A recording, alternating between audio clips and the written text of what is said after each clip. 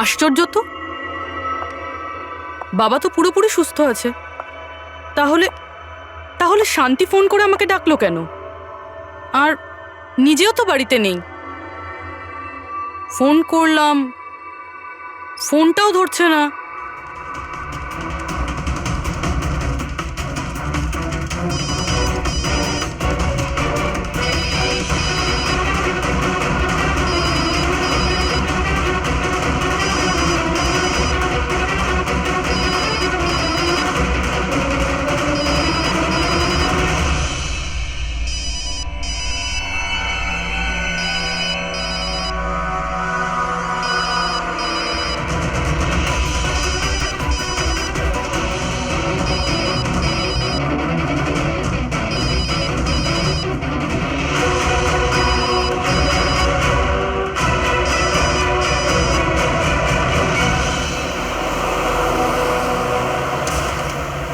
Sir, এই পুরবি তো ফোনই তুলছে না। কি ফোন তুলছে না? কোনো প্রবলেম নেই তো? স্যার, মিখাইল ওর কাছে পৌঁছে যায়নি তো? হতে পারে।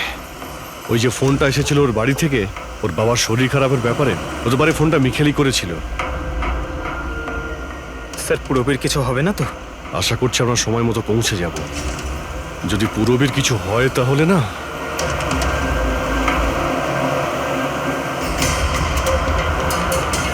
এসে গেছি। এটা সেই জায়গা যেখানে মিখেলের ওয়াইফ মারা গিয়েছিল।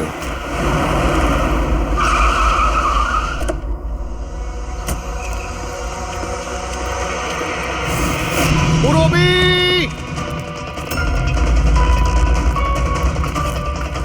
পুরবি!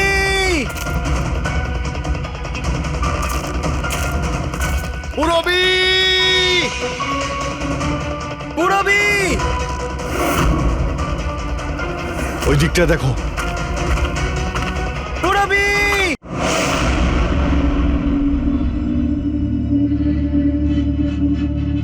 ও গড, এই পলিউশনও না আমার স্কিন খারাপ করে দিচ্ছে। এই দেখো পিম্পল বেরোচ্ছে। উফ।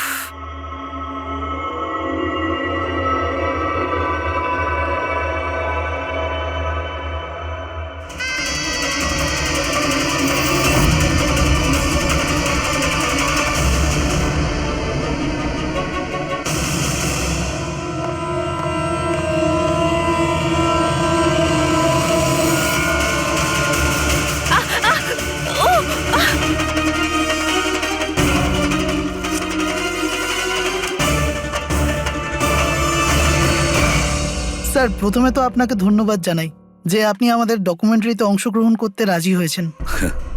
স্যার, যেমনটা আপনি জানেন, আমরা আমাদের ডকুমেন্টারির সাহায্যে সিরিয়াল কিলারদের সাইকোলজি, মানে এদের মনোবিজ্ঞানকে ভালোভাবে জানার চেষ্টা করছি। স্যার, তাহলে আপনি এ ব্যাপারে কি বলবেন? দেখুন, সিরিয়াল কিলার একজন বিশেষ ধরনের অপরাধী, বিপজ্জনক অপরাধী। এমনি সাধারণ আসামিরা, ওদের কাছে কোনো মোটিভ থাকে, কোনো কারণ থাকে খুন করার জন্য, কিন্তু সিরিয়াল কিলার না, ওদের কাছে কোনো মোটিভ নেই, শুধু নিজেদের শখ পূরণ বা এন্টারটেইনমেন্টের জন্য খুন করে। ওরা প্রায় লোকেদের ওপরে বা পরিস্থিতিকে নিজের গ্রিপে রাখার চেষ্টা করে, আর তাছাড়া নিজেদের সিরিয়াল কিলিং ওষুধের ওপরেও অ্যাপ্লাই করে দেখে, তারপরে মানুষের ওপরে। আচ্ছা, এটা কখনো বলা যায় না যে ও কাকে বা কোন কোন লোককে নিজের শিকার তৈরি করবে। সে ছেলেও হতে পারে, মেয়েও হতে পারে, সে এজেড বা ইয়াংও হতে পারে।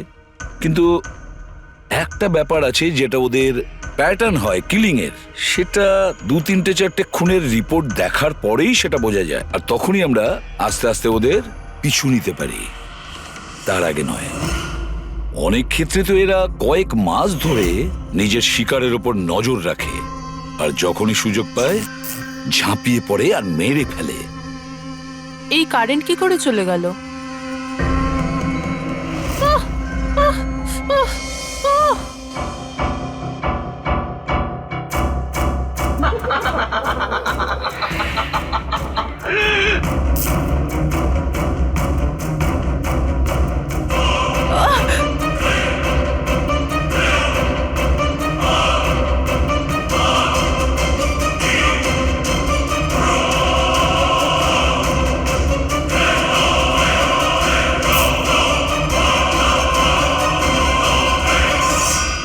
গড, এই কারেন্টটা এখনই যাওয়ার ছিল।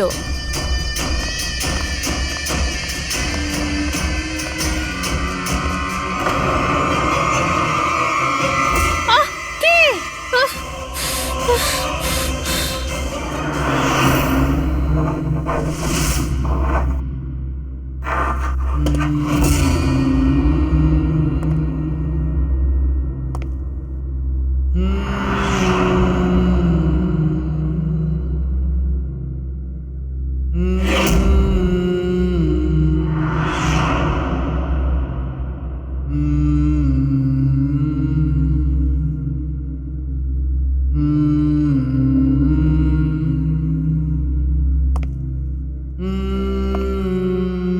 অনেকবার দেখা গেছে খুনিরা ভিকটিমের জিনিসও সঙ্গে নিয়ে গেছে।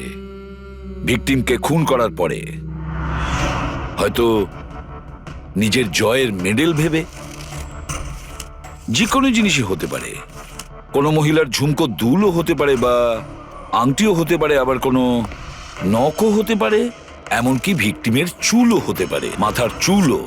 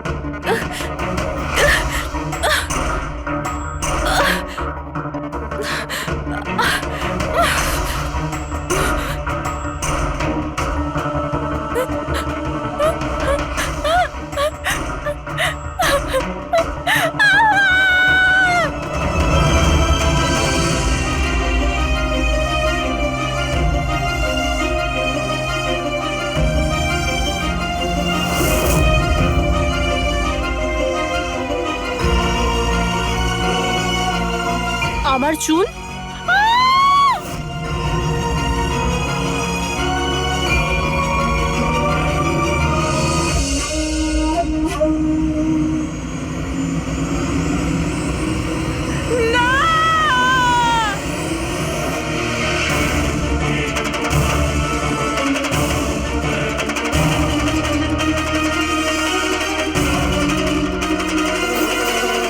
সিরিয়াল কিলার্স এরা সবসময়ই একা থাকতে পছন্দ করে। ওদের কোনো বন্ধু হয় না। তাই অন্যদেরকে, এমন লোকেদেরকে এড়িয়ে চলতে হবে যাদের হাব ভাব বা চাল চলনে একটু অন্যরকম, কিছু অদ্ভুত ধরনের আচরণ দেখা যায়। তা সত্ত্বেও ব্যাপারটা হলো, সিরিয়াল কিলার থেকে বাঁচতে হলে আমাদেরকে সাবধানে থাকতে হবে।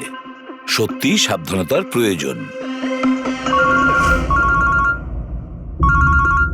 Hello, ACP Pradyuman here. কোথায়? ঠিক আছে, আমরা এখনই পৌঁছচ্ছি। Okay, thank you. সরি, যেতেই হবে। No problem sir. স্যার কিন্তু থ্যাংক ইউ, আপনি আপনার মূল্যবান সময় আমাদের দিয়েছেন। Wish you all the best for your thank documentary. You sir, thank you very much. আবার দেখা হবে। ওকে, একদম sir. Thank you very much. Bye by.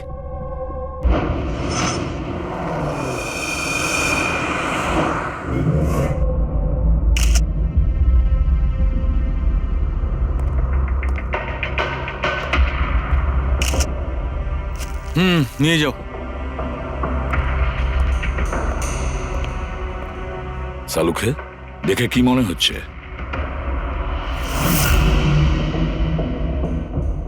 বস, মৃত্যুর কারণ এখনো কিছু বুঝতে পারছি না। ল্যাবে নিয়ে গিয়ে দেখছি। আর ডক্টর, এই চিহ্ন? হ্যাঁ দয়া, এই যে চেয়ারে বাঁধা ছিল দড়ি দিয়ে, তারই চিহ্ন এটা। বস, আমি যাচ্ছি, ল্যাবে গিয়ে চেক করছি। স্যার, দিয়া এই পেন্ডেন্টটা পড়েছিল। কোনো বিশেষ লকেট কি এটা? স্যার, এই পেন্ডেন্টে জিপিএস বেস সেফটি অ্যালার্ম আছে। এই পেন্ডেন্ট পরে থাকা ব্যক্তি যদি কোনো বিপদে পড়ে, এই পেন্ডেন্টটা দুবার প্রেস করলে পেন্ডেন্ট পরে থাকা ব্যক্তির ইমার্জেন্সি লিস্টে যে কটা নাম্বার থাকবে তাদের কাছে একটা এসওএস মেসেজ যাবে যে এই ব্যক্তি বিপদে আছে। আচ্ছা, কাল রাত্রে এই পেন্ডেন্টটা দুবার টিপেছিল। হ্যাঁ স্যার। কটার সময়? প্রায় 12:30টার সময়। আর ওর এই এসওএস মেসেজ ওটা কার কাছে গেছে? স্যার, ওই দুজনের কাছে। এদিকে এসো। কি নাম তোমাদের? সমর। সমর। নবীন। নবীন। কি সম্পর্ক ছিল দিয়ার সাথে তোমাদের? স্যার, আমার গার্লফ্রেন্ড ছিল। স্যার, আমার কলেজের বন্ধু। যখন দিয়া তোমাদের এসওএস মেসেজ করলো তখন তোমরা কিছু করনি কেন? হ্যাঁ স্যার, এটার জন্য আমারও আফসোস হচ্ছে যে আমি ফোনটা সাইলেন্ট কেন রেখেছিলাম। যদি আমি ফোনটা সাইলেন্ট না রাখতাম স্যার, আজ দিয়া বেঁচে থাকতো। ফোন সাইলেন্ট ছিল। আর তোমার নবীন, তোমার ফোনটাও সাইলেন্ট মোডে ছিল? না স্যার, স্যার আমি শুয়ে পড়েছিলাম আর আমি বুঝতেই পারিনি কখন আমার ফোনের ব্যাটারি ডেড হয়ে গেছিল। আশেপাশের ঘটনা থেকে আমি ওকে এই পেন্ডেন্টটা এনে দিয়েছিলাম, কিন্তু লাভ কি হলো যখন এটা কোনো কাজেই এলো না। ওই ঘটনার ব্যাপারে বলছো? ওই যে চুল কাটা গেছে ওই মেয়েদের? হ্যাঁ স্যার। হ্যাঁ স্যার, এরকম ঘটনা অনেক ঘটেছে এই চত্বরে।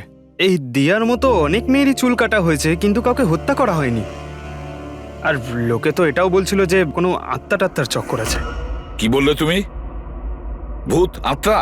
আমি বলছি না স্যার, লোকেরা বলছে। স্যার, এই এলাকার সব মেয়েরা বেশ আতঙ্কিত রয়েছে। সূর্য ডোবার আগেই নিজেদেরকে বাড়িতে বন্দি করে নেয়। কিছু মেয়েরা তো নিজেরাই নিজেদের চুল কেটে ফেলেছে, আর অনেকে সাধু আর জ্যোতিষীদের কাছে যাওয়া শুরু করেছে। তারা মনে করছে এই সাধুদের আশীর্বাদে এই সমস্ত অলৌকিক শক্তির হাত থেকে রক্ষা পাবে। এটা কোনো অশুভ শক্তির কাজই নয়, এটা কোনো মানুষই করেছে। মানুষই করেছে এটা। স্যার, হ্যাঁ ইন্সপেক্টর সুশীল এই কেসটারই তদন্ত করছেন। হ্যাঁ, সুশীল বাবু বলুন। স্যার, কিছু বুঝতে পারছি না। এ প্রচুর মেয়ের চুল কেটেছে, কিন্তু মেরেছে শুধু একজনকেই। শুধু একটা মেয়েকেই মেরেছে? হ্যাঁ, কি বলতে চাইছেন আপনি? আরো মেয়েদের মারা উচিত ছিল? আমাদের লজ্জা করা উচিত। আমাদের থাকা সত্ত্বেও একটা মেয়ের জীবন চলে গেছে। যত তাড়াতাড়ি সম্ভব ধরতে হবে অন্য কোনো নিরীহ মেয়ের মৃত্যু হওয়ার আগেই। বুঝেছেন আপনি? স্যার। পুরো ডিটেলসটা চাই আমার, যত তাড়াতাড়ি সম্ভব। যান। স্যার। স্যার, হ্যাঁ ফেডরিক। এই নিন এই পুরো কাণ্ড কারখানার সমস্ত ফাইল। ইন্সপেক্টর সুশীল এই মাত্র পাঠিয়েছেন। কটা ফাইল পাঠিয়েছে? 8টা। দয়া, অভিজিৎ, ফাইলগুলো ভালো করে স্টাডি করো, চেক করো, দেখো। আর প্রত্যেকটা মেয়ের সাথে কথা বলে দেখো, জিজ্ঞাসা করো ওদের সাথে কি করা হয়েছে। দিয়া ছাড়া আর কোনো মেয়ের যেন প্রাণ না যায়। অদিতি, আপনি বলেছিলেন যে আপনি বিছানায় বসে লাইট অফ করেছিলেন, তারপর কি হয়েছিল? স্যার, হঠাৎ করে একটা জোরালো আলো আমার চোখে পড়লো, আর তারপরে কি হলো আমার কিচ্ছু মনে নেই। আমার শুধু ওই উজ্জ্বল আলো মনে আছে, তার বেশি আর কিচ্ছু নয়। আচ্ছা, তারপরে কি হয়েছিল? ঘরের আলো বন্ধ হয়ে যাওয়ার পর আমার চোখে একটা জোরালো আলো পড়লো, আর তারপর আমি আর কিছু দেখতে পাচ্ছিলাম না। আমার চোখ একদম ধাঁধিয়ে গেছিল। আচ্ছা, জ্ঞান ফিরে আসার পরে কি হয়েছিল? যখনই আমার চোখটা খুললো আমি দেখলাম কেউ আমার চুল কেটে নিয়েছে। আমি চেঁচালাম আর তারপর আমি পুলিশকে কল করলাম। হ্যাঁ স্যার, আমিও একটা খুব জোরালো আলো দেখেছিলাম। যেরকম টিভিতে দেখেছিলাম সব মেয়েদের সাথে হয়েছে, ওরকম আমার সাথেও হয়েছে। ওই ভূতটা আমার চুল সব কেটে দিয়েছে। ভূত নয়, অপরাধী। এই এই আপনার হাতে কি রয়েছে? স্যার, আমার চুল। আপনার চুল? ও অপরাধী তোমার চুল কেটে নিজের সঙ্গে নিয়ে যায়নি? না তো।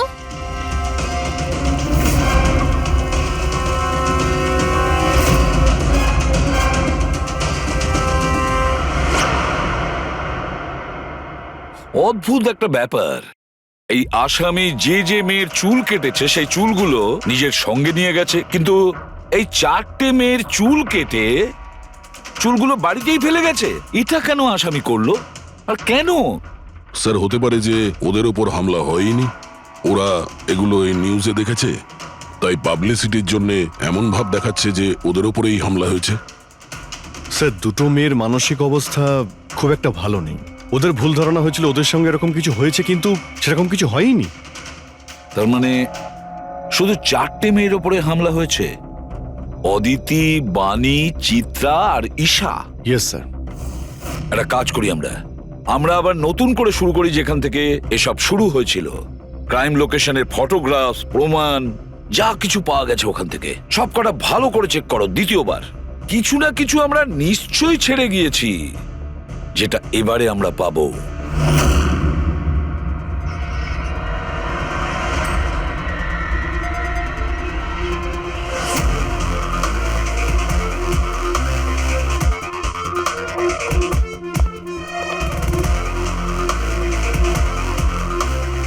অদিতি, বাণী,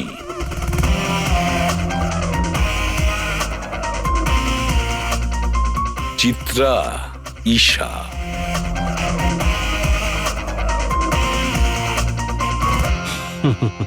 পেয়ে গেছি স্যার। হ্যাঁ স্যার, ঈশার বাড়িতে যে মোমবাতি ছিল তার মধ্যে এই ফিঙ্গারপ্রিন্টটা পেয়েছি। এটা আসামির হতে পারে স্যার। যদি এই ফিঙ্গারপ্রিন্টটা আসামির হয় তাহলে সে খুব ভুল করেছে। অভিজিৎ, আমাদের ক্রিমিনালের ডেটাবেসটা চেক করো, দেখো তো এ কোনো পুরনো পাপি কিনা।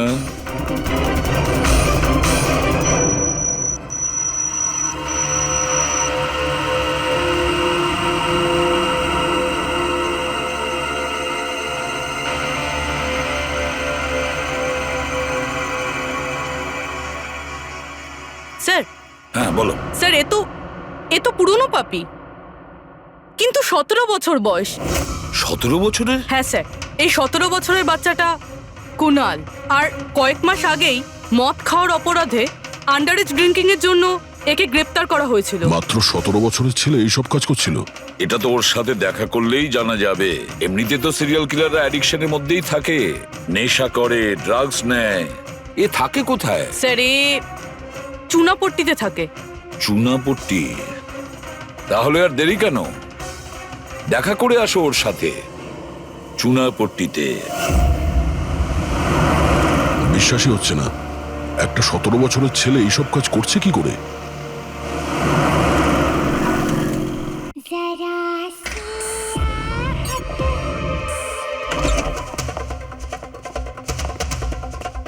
কুনাল।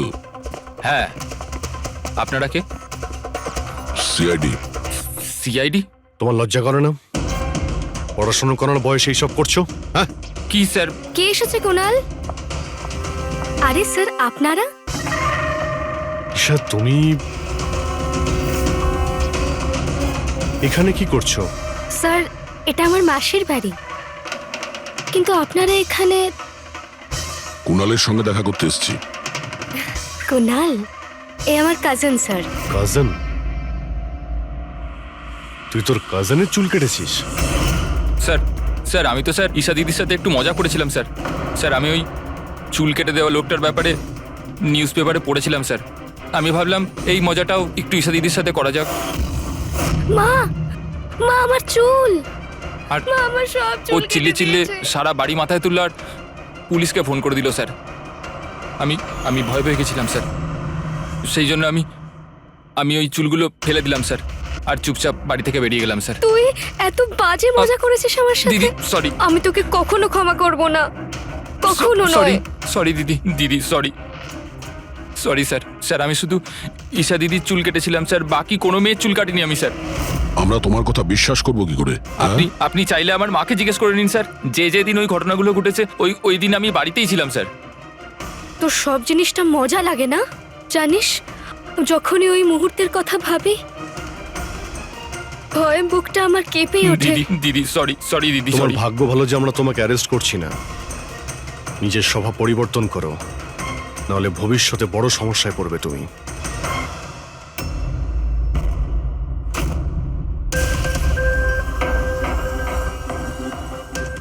সমস্ত সিরিয়াল কিলার বা সিরিয়াল অ্যাটাকার নিজের ভিকটিমকে একটা প্যাটার্নে চুজ করে। হ্যাঁ ঠিকই বলেছো দয়া। হ্যাঁ এরকমই তো হয়। তোমার মনে আছে তো দয়া ওই কেসটা, যেখানে কিলার 40 থেকে 50 বছরের মাঝে বিজনেসম্যানকে চুজ করেছিল নিজের শিকার করার জন্য? হ্যাঁ স্যার, একটা কেসে স্যার সিরিয়াল কিলাররা তাদেরই টার্গেট করতো যাদের কাছে লাল গাড়ি আছে। ঠিক ওই রকমই এই মেয়েগুলোর কেসেও একটা ফিক্সড প্যাটার্ন আছে। স্যার, সব মেয়েদেরই বয়স প্রায় 20 থেকে 35-এর মধ্যে। আর এরা সবাই ইন্ডিপেন্ডেন্ট ছিল স্যার, চাকরি করতো আর বাড়িতে একলা থাকতো। সবচেয়ে ইম্পর্টেন্ট কথা, প্রত্যেকের চুল কিন্তু লম্বা ছিল, ছোট চুল আছে এরকম কোনো মেয়েরই চুল কাটা হয়নি। সেটাই তো মেন প্যাটার্ন, লম্বা চুলওয়ালা মেয়েদেরইও বেছে নিত। কিন্তু স্যার এর মধ্যেও কোনো বিশেষ পছন্দের ছিল না ওর। এই বানি আর দিয়া ওদের কোকড়ানো চুল ছিল, অদিতি আর চিত্রা ওদের চুল সোজা ছিল।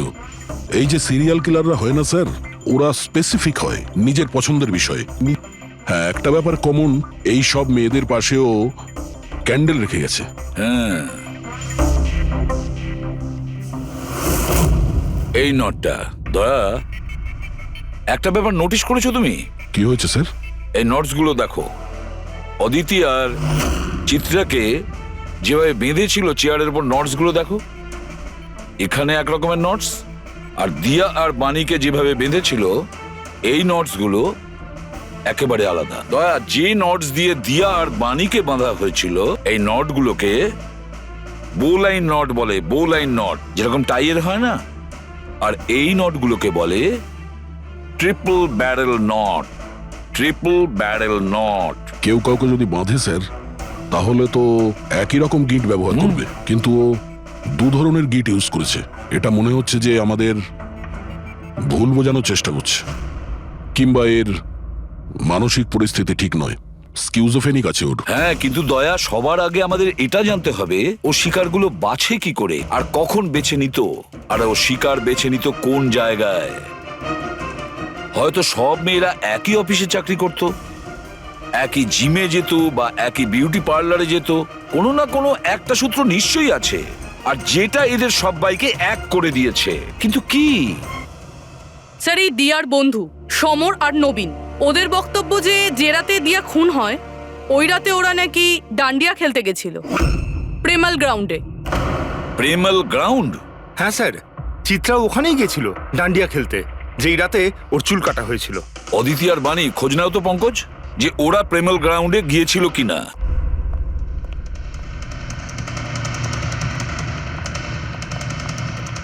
হ্যাঁ বস, ওই মেয়েটির মৃত্যু গলা টেপার কারণে হয়েছে। গলা টিপে মারা হয়েছে? স্যার, এই হলো তার রিপোর্ট। স্যার, হ্যাঁ স্যার আপনার সন্দেহ ঠিক ছিল স্যার। অদিতি আর বাণী সেই রাতেই ডান্ডিয়া খেলতে গেছিল যে রাতে ঘটনাটা ঘটেছিল। তার মানে হলো দয়া, আসামি প্রেমেল গ্রাউন্ডে যেত ডান্ডিয়া প্রোগ্রামে, আর কোন লম্বা চুলওয়ালা মেয়েকে ও বেছে নিত নিজের শিকারের জন্য। ওখান থেকে বেরোনোর পর ওকে ফলো করে আর সুযোগ পেয়েই কাজ হাসিল করে নেয়। তাহলে তো একে ধরা কঠিন নয় দয়া। সেটা কি করে স্যার? ফেডরিক, ইঁদুরকে ধরার জন্য তাকে লোভ দেখানো হয়, তারপরে ওকে ট্র্যাপে ধরে ফেলে, আর ব্যাস। ঠিক ওই রকমই শিকার ঠিক ঘুরে ফিরে আসবে প্রেমেল গ্রাউন্ডে ডান্ডিয়া প্রোগ্রামে, আর আমরা তার অপেক্ষা করব। কিন্তু স্যার, নবরাত্রি তো শেষ হয়ে গেছে, তাহলে পরের বছরের জন্য ওয়েট করতে হবে। নবরাত্রি শেষ হয়ে গেছে তো কি হয়েছে, ডান্ডিয়ার প্রোগ্রাম আমরা নিজেরা অ্যারেঞ্জ করব, পুরো এরিয়াতে অ্যাডভার্টাইজমেন্ট করব, ব্যানার লাগাবো, আর এইবার আসামির জন্য শিকার আমরা তৈরি করব। আমরা কিভাবে স্যার? সিম্পল ব্যাপার ফেডরিক, এবারে ডান্ডিয়ার প্রোগ্রামে থাকবে একজন লম্বা কোকড়ানো চুলওয়ালা মেয়ে, আর দ্বিতীয় একটি মেয়েও থাকবে, লম্বা সোজা চুলওয়ালা একটি মেয়ে।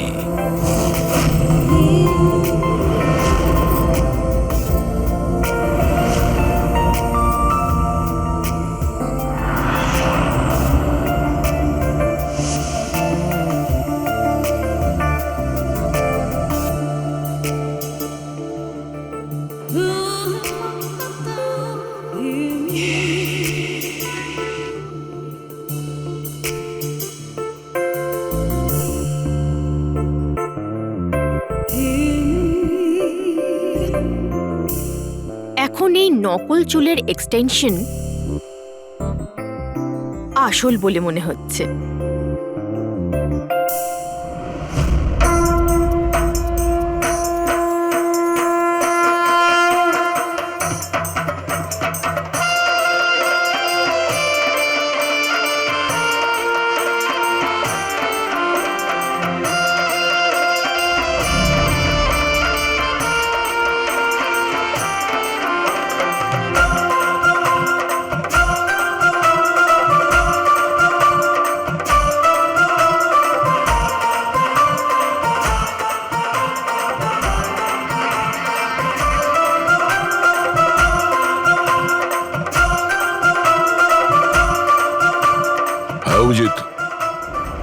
সবকিছু ঠিক আছে? হ্যাঁ দয়া। Okay fine.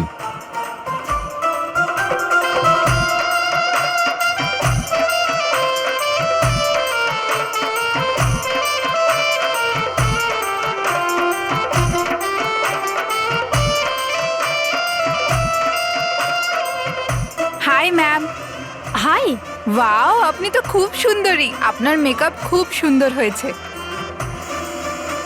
স্পেশালি আপনার কার্লি হেয়ার খুব সুন্দর লাগছে।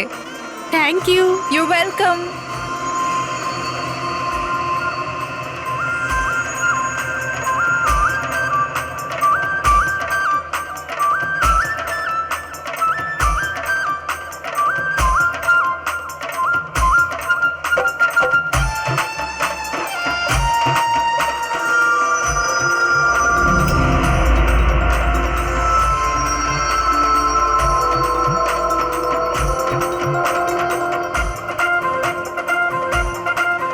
হাই। হাই। আপনার ড্রেসটা খুব সুন্দর। Thank you. তোমার ড্রেসটাও খুব সুন্দর। Oh thank you. তবে আপনার চুলটা খুব সুন্দর। স্ট্রেট করিয়েছেন নাকি ন্যাচারালি এরকম? প্রকৃতির দান এটা। ও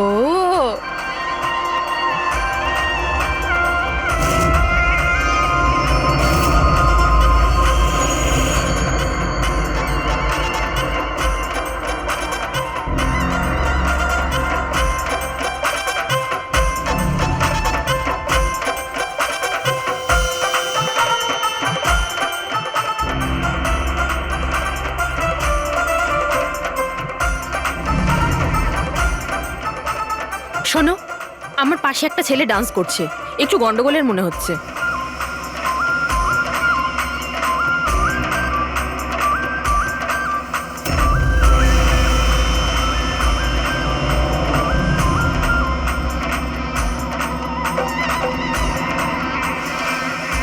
হ্যাঁ সারিকা, কোথায় ও? আমার পাশেই ছিল। এখানে ছিল, তাহলে গেল কোথায়?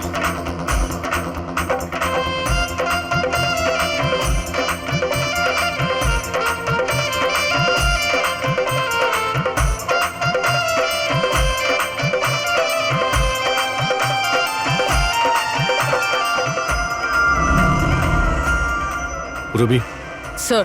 তুমি যাও, আমি তোমার পিছনেই আছি, don't worry. Okay sir.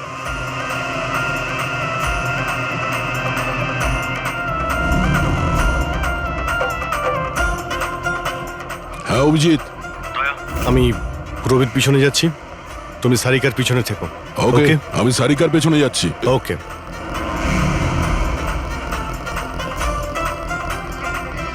Sarika, হ্যাঁ ঘাবড়িও না, আমি তোমার পেছনে যাচ্ছি, তুমি নিশ্চিন্তে যাও। ওকে।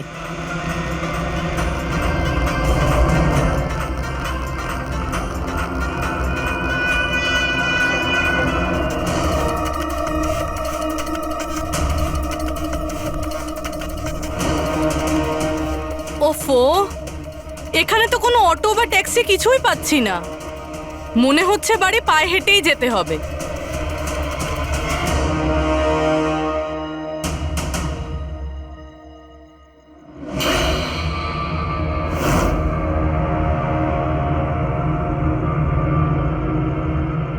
স্যার, কেউ পিছু নিয়েছে নাকি? না, এখনো পর্যন্ত কাউকে দেখতে পেলাম না। তুমি এগিয়ে যাও, যদি কেউ তোমায় ফলো করে।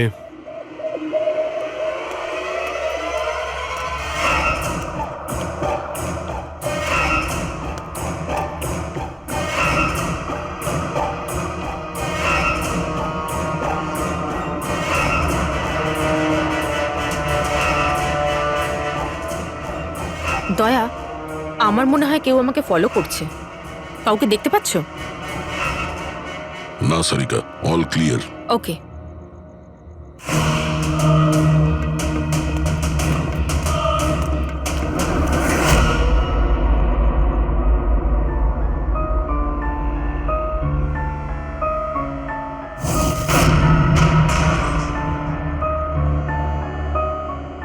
স্যার। সব ঠিক আছে? স্যার, হয়তো আজকে অ্যাটাকার ডান্ডিয়া খেলতে আসেইনি, নয়তো স্যার অন্য মেয়ের পিছনে গিয়েছে। দেখা যাক, আর একটু অপেক্ষা করি।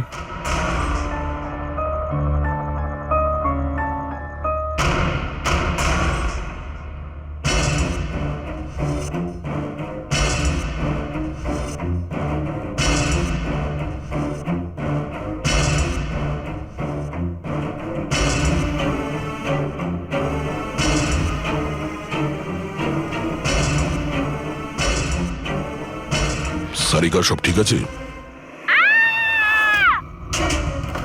সারিকা, কি হলো? মনে হচ্ছে সারিকার উপর অ্যাটাক হয়েছে। সারিকার উপরে অ্যাটাক হয়েছে পুরবি, আমি ওখানে যাচ্ছি। স্যার আমিও আসছি।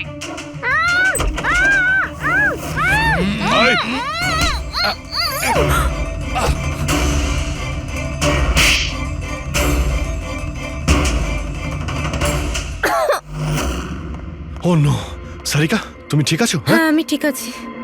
হট।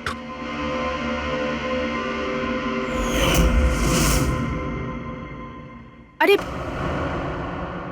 এ তো ওই ছেলেটা যে ওখানে ছিল।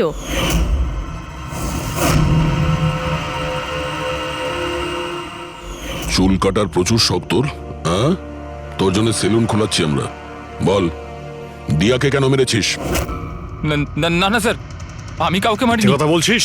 হ্যাঁ? না স্যার, আমি কাউকে মারিনি স্যার, সত্যি বলছি। মেয়েদের চুল কাটিস? হ্যাঁ, দেখি কি এসব। সাইনোফোলিমাস? সাইনোফোলেমাস? এটাতে তো মানুষ বড় জোর সেন্সলেস হতে পারে, মরে যেতে পারে না। স্যার আমি বলেছিলাম তো স্যার, আমি কাউকে মারিনি।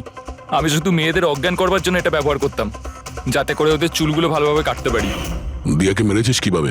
হ্যাঁ, স্যার আমি মারিনি স্যার, বিশ্বাস করুন আমি মারিনি। আচ্ছা সারিকা, আচ্ছা এটা কি পসিবল যে এই কেমিক্যালস দিয়ে দিয়ার খুন হতে পারে? যদি ওর এতে অ্যালার্জি থেকে থাকে তাহলে সেক্ষেত্রে ওর মৃত্যু হতে পারে, আদারওয়াইজ। তাহলে দেখো একবার টেস্ট করে কি জানতে পারা যায়। হ্যাঁ টেস্ট করে দেখছি। আর তুই চল, তোর বিরুদ্ধে চুল কাটা হবে, চল।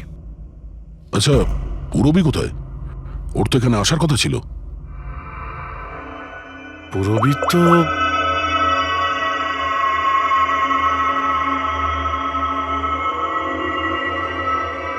ও তো ফোন তুলছে না। পুরবি ল্যান্ডলাইনে ট্রাই করো।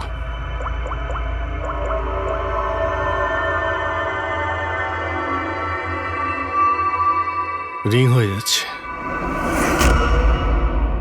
পুরবি,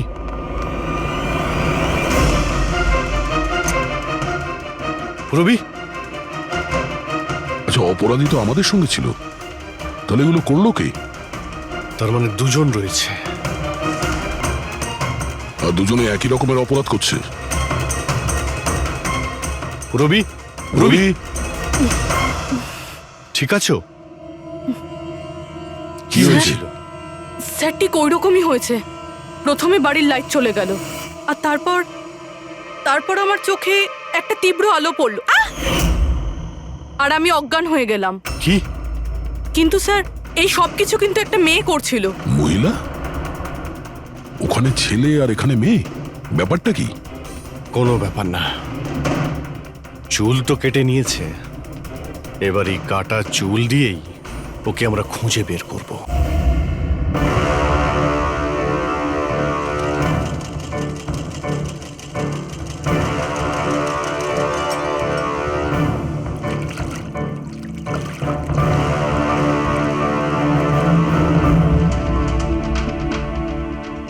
দেখুন সুমন ম্যাডাম, আপনি একটু বেশি ডিমান্ড করছেন। দেখুন গগন বাবু, আপনি যে কাজটা দিয়েছেন না সেটা খুব সোজা নয়, খুবই বিপজ্জনক। আপনাকে আমাদের টাকা বাড়াতেই হবে। ঠিক আছে, আমার উপর ভরসা রাখুন, আমি পরে বাড়িয়ে দেবো। পরে নয়, এখনই বাড়ান।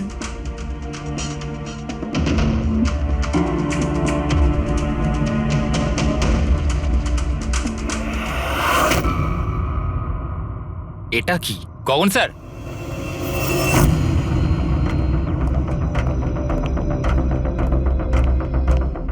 এই দেখুন চুলের ভেতর কি অদ্ভুত একটা উকুন।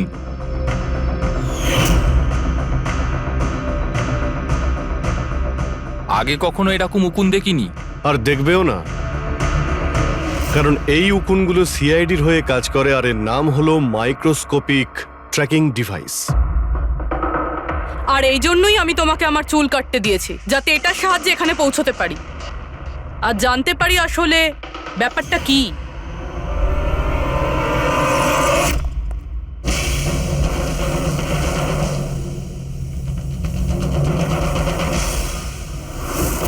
স্যার আমার কোনো দোষ নেই, আমি গগনবাবুর থেকে টাকা পেয়েছিলাম এসব করার জন্য। গগনবাবু টাকা দেবে, আর যদি বলে কুয়োতে লাভ দিতে তো তুমি দিয়ে দেবে? এখন বলো, কেন করিয়েছো তুমি এসব?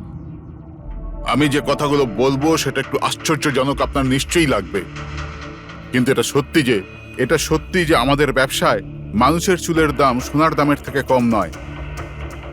কোটি কোটি টাকা রোজগার হয় এখান থেকে। উইক্স, হেয়ার এক্সটেনশন, নকল আইল্যাশেস, ফার্টিলাইজার আর অ্যামিনোসিডের মতো প্রচুর জিনিস তৈরি হয়। স্যার, আপনি ভাবতেও পারবেন না যে এই চুল দিয়ে কি কি তৈরি করা যায়। হ্যাঁ, ঠিক আছে ঠিক আছে, তুমি অনেক জ্ঞান দিয়েছো, কাজের কথা এসো। এসব কেন করছিলে? এই পুরো শহরে এই একটাই ফ্যাক্টরি আছে যে হেয়ার প্রসেসিং এর কাজ করে। সবকিছুই ঠিকঠাক চলছিল, কিন্তু হঠাৎ এই মানুষের চুলের সাপ্লাই কমে গেল। এই শহরের মেয়েদের মনে হঠাৎ করে এই ধারণাটা কি করে চলে এলো যে চুল বড় করতে হবে, আর সবাই চুল বড় করতে লাগলো। এই সময় আমি ভাবলাম যে কিছু একটা এরকম প্ল্যান করতে হবে যাতে এই মেয়েরা নিজে থেকেই চলে আসবে নিজেদের লম্বা চুল ছোট করবার জন্য। তাই তুমি ভাবলে যে এমন একটা ভয় তৈরি করা যাক শহরে, যাতে মেয়েরা ভয় পেয়ে গিয়ে নিজেই নিজেদের চুল কেটে ফেলে, হ্যাঁ? আর তোমার জন্য লাভই লাভ। হ্যাঁ, আর সেই জন্যই এই কাজের জন্য আমি দুজন লোককে রেখেছিলাম, সুমন আর রাজু। স্যার, আমরা দুজন ডান্ডিয়াতে গিয়ে লম্বা চুলওয়ালা মেয়েদের খুঁজি। আমি স্ট্রেট চুলওয়ালা মেয়েদের, আরও কার্লি চুলওয়ালা মেয়েদের। আমরা ওদের পিছু নিয়ে ওদের বাড়ি অবধি যাই। 800 লুমিনের জোরালো আলোর ফ্ল্যাশ লাইট ওদের চোখে আমরা ফেলি। তারপরে আমরা কেমিক্যাল দিয়ে ওদের অজ্ঞান করি, ওদের চুল কাটি, তারপর আমরা ওখান থেকে পালিয়ে যাই। ঠিক আছে, এটা তো বুঝলাম কেন আর কিভাবে করতে, কিন্তু এইসব করতে গিয়ে দিয়াকে খুন করলে কেন? স্যার, আমি মারিনি ওকে, জানি না কি করে মারা গেল। হয়তো সেই সমস্ত কেমিক্যালের জন্য যা দিয়ে তোমরা মেয়েদের অজ্ঞান করতে। হয়তো ওই কেমিক্যালের জন্য ওর অ্যালার্জি হয়, আর তাতেই ওর মৃত্যু ঘটে। স্যার, আমি কি করে জানবো যে ওর অ্যালার্জি ছিল? আর এরকম আপনারা আমায় মিথ্যে খুনের মামলায় গ্রেপ্তার করতে পারেন না।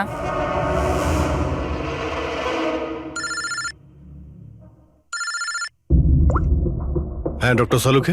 অভিজিৎ, আমি ওই মেয়েটার বডিটা টেস্ট করেছিলাম। ভাই, ওর তো জেলোফলেমাস নামের কেমিক্যালের কোনো অ্যালার্জি নেই। অভিজিৎ, দিয়ার মৃত্যু হয়েছে গলা টেপার কারণে।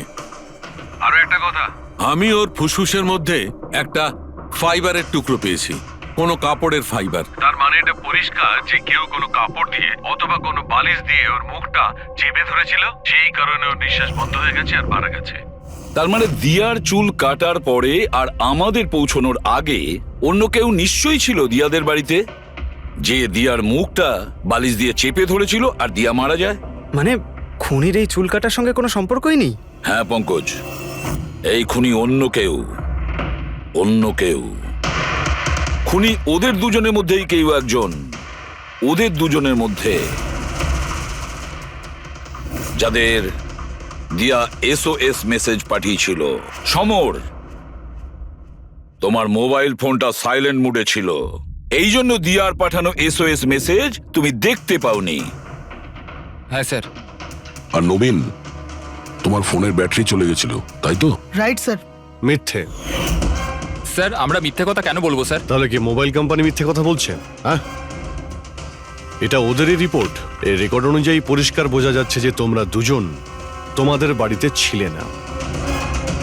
স্যার, আমি আমার বাড়িতেই ছিলাম স্যার। আবার মিথ্যে বলছো তুমি। তুমি রাধিকার বাড়িতে ছিলে, রাধিকার বাড়িতে। রাধিকা? স্যার, আমি কোনো রাধিকাকে চিনি সেই না। রাধিকা তোমার দ্বিতীয় গার্লফ্রেন্ড, যার জন্য তুমি দিয়ার সঙ্গে ব্রেকআপ করতে চাইছিলে। ওহো, আমরা কি করে জানতে পারলাম? সেটা আসলে এই ডায়েরির জন্য, দিয়ার পার্সোনাল ডায়েরি। চিনতে পারলে? এর মধ্যে ওর সব কথা লেখা রয়েছে। তোমায় খুব ভালোবাসতো, তাই না? অতটাই ভালোবাসতো যতটা নবীন ভালোবাসতো দিয়াকে। কি? নবীন, তুই দিয়াকে ভালোবাসতিস? হ্যাঁ, এত ভালোবাসতো যে সবসময় দিয়ার সিকিউরিটির কথা চিন্তা করতো, আর সেই কারণেই ও ওকে এই পেন্ডেন্ট এনে দিয়েছিল। আর SOS মেসেজ পাওয়ার পরে ও খুব তাড়াতাড়ি ওর বাড়িতে পৌঁছেছিল। তো নবীন সেই রাতে কি হয়েছিল সেটা তুমি বলবে নাকি আমরা বলবো? স্যার, ওই রাতে দিয়া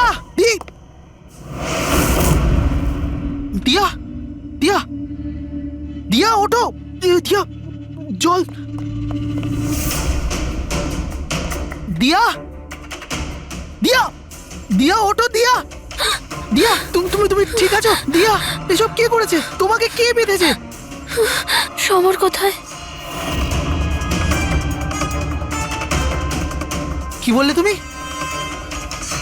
সমর কোথায়? আমি আমার সব কাজ ছেড়ে তোমার কাছে ছুটে চলে এলাম, আর তুমি এখন বলছো সমর কোথায়?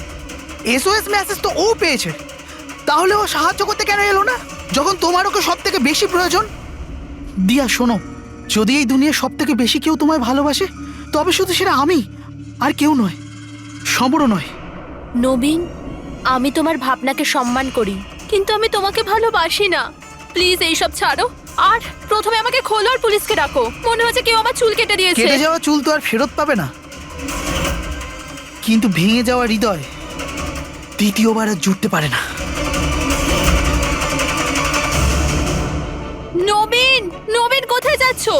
নবীন, কি করছো নবীন? নবীন, নবীন!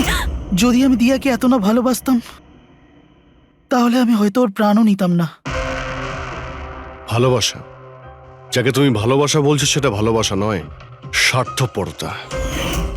যদি তুমি দিয়াকে সত্যিই ভালোবাসতে, তাহলে ওর খুশিটাকেই তুমি নিজের খুশি মনে করে নিতে, কিন্তু না, তুমি তুমি শুধুমাত্র ওকে পেতে চেয়েছিলে, ব্যাস।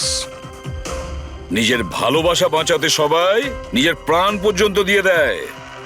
ভালোবাসার গলা টেপে না, ভালোবাসার মিথ্যে নাটকে তোমাকে খুনি তৈরি করেছে। নিজেরই ভালোবাসাকে তুমি খুন করে দিয়েছো, মেরে ফেলেছো দিয়াকে। তোমার হয়তো ফাঁসিই হবে।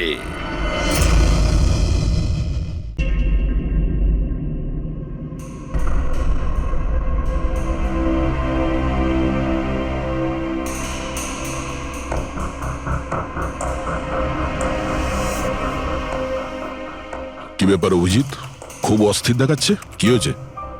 আরে ভাই, ওই একটা ভিডিও কল আসবে, তার জন্যই ওয়েট করছি। Video call? এর আগে তোমাকে কখনো ভিডিও কলে কথা বলতে দেখিনি। কোনো বিশেষ ব্যাপার কি? আরে ভাই, তুমিও না প্রত্যেকবারই। আরে তেমন কিছু নয়। আরে আমাদের কেতনবাবু ছিলেন না, ওই ক্রাইম ব্রাঞ্চের। হ্যাঁ হ্যাঁ, কেতনবাবু, মনে পড়েছে। আরে উনি বললেন যে 12:30টার সময় আমার সঙ্গে ভিডিও চ্যাট করতে চান, আমায় সারপ্রাইজ দেবেন, সেই জন্যই ওয়েট করছি। ও স্যার, কেমন আছেন? কেতন স্যার, আরে আপনাকে তো একদম ফিট মনে হচ্ছে। আরে কেন পেছনে লাগছো বাবা? জানো, রিটায়ারমেন্টের পরে বডিটা একটু বেড়ে গেছে, একটু এক্সারসাইজ করতে হবে। আরে না না স্যার, সত্যি বলছি, আপনাকে খুব স্মার্ট লাগছে। হ্যাঁ, আচ্ছা এটা বলো, তুমি তোমার বিয়ের কার্ড কবে পাঠাচ্ছ? আরে স্যার, আপনিও না। দেখুন স্যার, আপনি সিনিয়র, আপনি আগে করবেন, তারপরে আমি করব। আমি লাইন ভেঙে আগে কি করে যাব স্যার? হ্যাঁ, আরে ভাই, নতুন বাড়ি কিনেছি, ব্যাস ওরে বাড়ির মাল কিনে চলে আসবে, না হলে এই বয়সে আর কে মেয়ে দেবে বলো? আরে স্যার, আশা নিয়েই আমরা সবাই বেঁচে আছি। কোথায় বাড়ি কিনেছেন আপনি? ফার্ম হাউস নিয়েছি ওয়াসিতে। হ্যাঁ, চলে এসো রোববার, একসাথে লাঞ্চ করব। অবশ্যই স্যার, অবশ্যই যাব। এখন তোমাকে আমি এই ঘরটা দেখাচ্ছি, দেখো ঘরটা কেমন দেখতে। এই যে দেখো,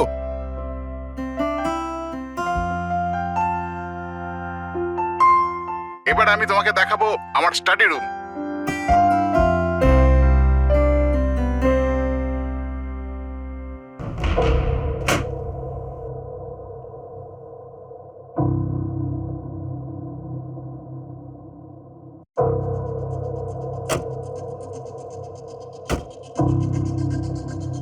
অভিজিৎ, এবার দেখো, দেখাচ্ছি তোমাকে দারুণ জিনিস, ফার্স্ট ক্লাস।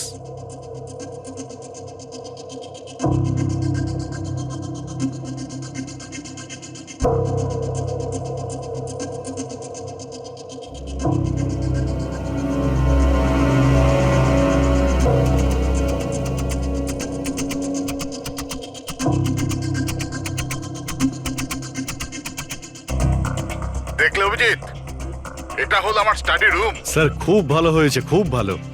স্যার, রুমটা একটু খালি খালি লাগছে, যখন ফার্নিচার এসে যাবে রুমটা কিন্তু দারুণ লাগবে স্যার। স্যার, কি হলো?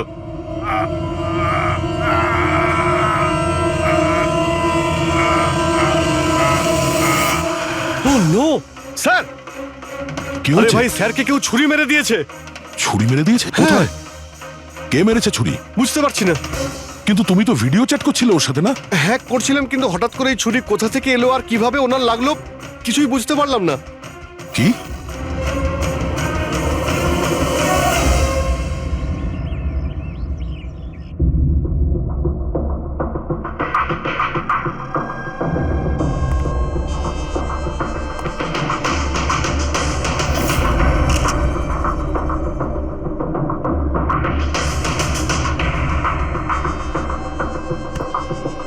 তুমি ঠিক আছো? হ্যাঁ ভাই, বুঝতে পারছি না এসব কি করে হয়ে গেল। স্যার স্যার কেতন স্যার তো 100 জনেরও বেশি আসামিকে জেলে পৌঁছেছেন। হতে পারে ওদের মধ্যেই কোনো একজন আসামি এই সব করেছে। হ্যাঁ, কিন্তু কিভাবে, কখন? কেতন স্যার আমার সঙ্গে কথা বলছিলেন, এইখানে বসেছিলেন, ওনার পিছনে কেউ ছিল না। তাহলে হঠাৎই ছুরিটা কে মারলো আর কিভাবে মারলো? তুমি একদম শিওর যে ঘরের মধ্যে আগে থেকে কেউ ঢুকে বসেছিল না? আরে না ভাই, কেতন স্যার ভিডিও চ্যাটে উনি পুরো রুমটা দেখাচ্ছিলেন, আমরা কথা বলছিলাম, আর রুমটা দেখো, এখানে কোনো জায়গাই নেই, সবকিছু তো খোলা, কেউ কোথায় কিভাবে লুকোতে পারে? তুমি বলেছো যে তোমার সামনেই কেতনবাবু দরজা খুলে ভেতরে এসেছেন। হ্যাঁ, উনি এই দরজাটা খুললেন, ভিতরে ঢুকলেন, আর উনি দরজাটা বন্ধও করেছিলেন। তাহলে তো পরিষ্কার ব্যাপার, খুনি এই ঘরের মধ্যে আগে থেকেই ছিল, পরে আসেনি।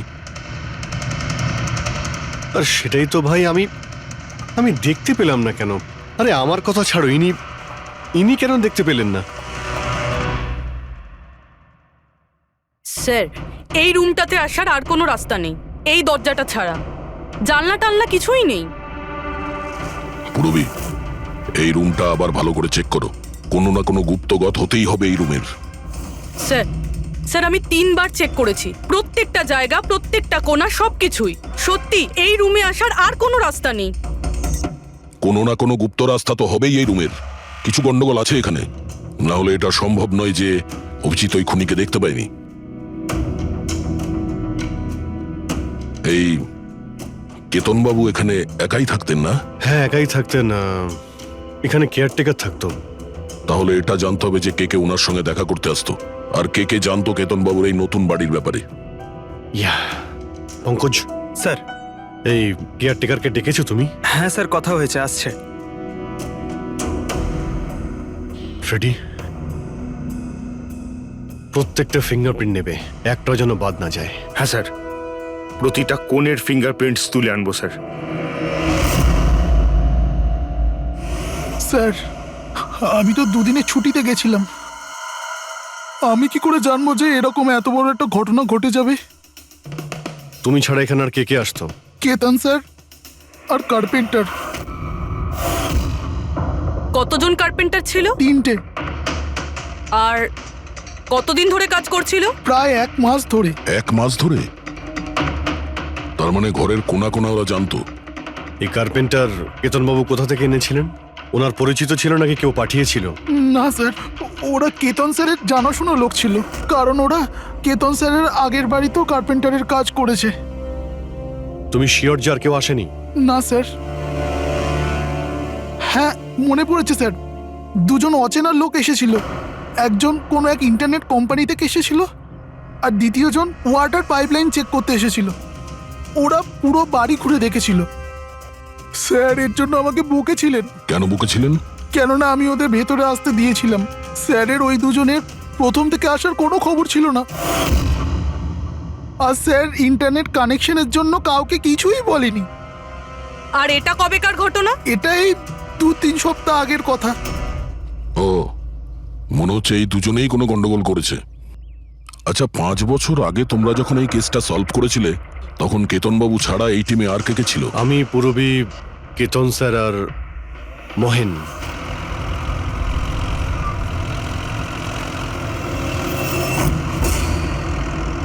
ওই মহিলার প্রাণের ঝুঁকি আছে, আর ওইখানে আশেপাশেই আছে। হ্যাঁ স্যার, তাড়াতাড়ি পৌঁছে যাব। আর 15 মিনিট লাগবে ওই ওয়ার হাউস, আমরা এসেই গেছি।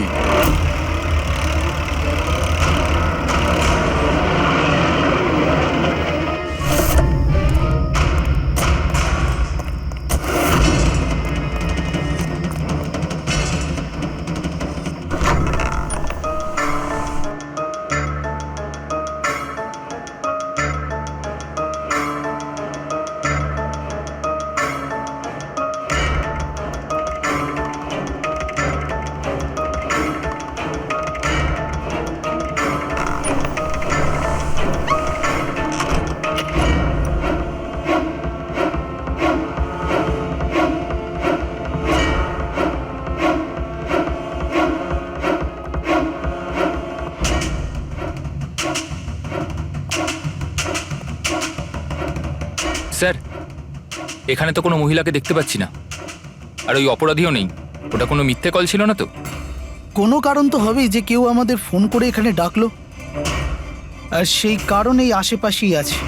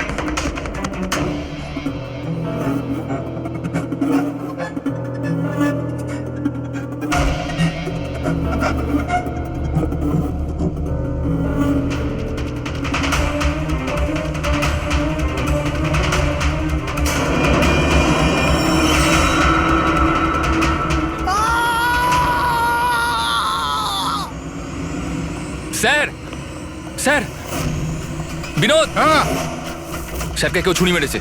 Sir, sir, oh no, oh no, he is dead. তুমি দরজাটা দেখো, দরজা দেখো তাড়াতাড়ি। আরে দরজা তো ভেতর থেকে বন্ধ, তার মানে খুনি ঘরের ভেতরেই কোথাও আছে। ওদিকে দেখো, তুমি ভেতরটা দেখো, তাড়াতাড়ি যাও। দেখছি।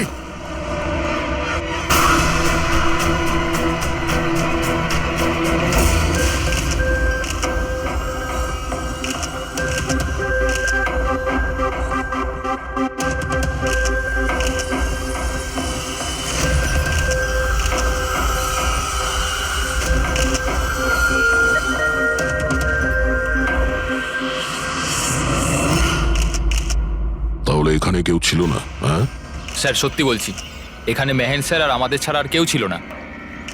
বুঝতেই পারছি না যে খুনটা করলো কি। আচ্ছা, আপনারা এখানে এসেছিলেন কেন? স্যার, একজন মহিলা ফোন করেছিলেন যে ওনার প্রাণ বিপদে আছে, ওনাকে বাঁচাতেই আমরা এখানে এসেছিলাম। কিন্তু এখানে তো কোনো মহিলা ছিলই না, আর ফোনটাও একটা প্রাইভেট নম্বর থেকে করা হয়েছিল। আচ্ছা, এগুলো একটা ষড়যন্ত্র, প্ল্যান করে করা ষড়যন্ত্র। স্যার, এই যে এখানকার ওয়াচম্যান স্যার। তুমি গোডাউন কটায় বন্ধ করেছিলে? স্যার, রাত 10টার সময়। সেই সময় এখানে কেউ ছিল না স্যার, ভালো করে চেক করেছিলাম, কেউ ছিল না। আপনারা এই রুমের দরজাটা খোলা রাখেননি তো ভেতরে আসার পরে? না, ভেতরে ঢুকতেই আমরা সবার আগে দরজাটা ভেতর থেকে বন্ধ করে দিয়েছিলাম। স্যার, খুন হওয়ার পরেও আমরা দরজা চেক করেছিলাম, ভেতর থেকে বন্ধই ছিল। খুনি আগে থেকেই ভিতরে ছিল, কেতন স্যারের বাড়ির মতো। একটাই দরজা যেটা বন্ধ ছিল, আর কোনো জানালা নেই। তাহলে খুনি গেল কোথায়? স্যার, আবারও একজন এমন অফিসারের খুন হয়েছে যাকে আমরা চিনি। আমার মনে হচ্ছে খুনিকে আমি চিনি। অভিজিৎ, তুমি কি করে খুনিকে চিনবে? তুমি তো দেখোইনি খুনিকে। বুঝে গেছি স্যার,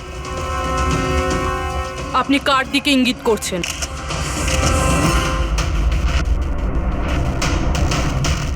তুমি জানো এসব কি?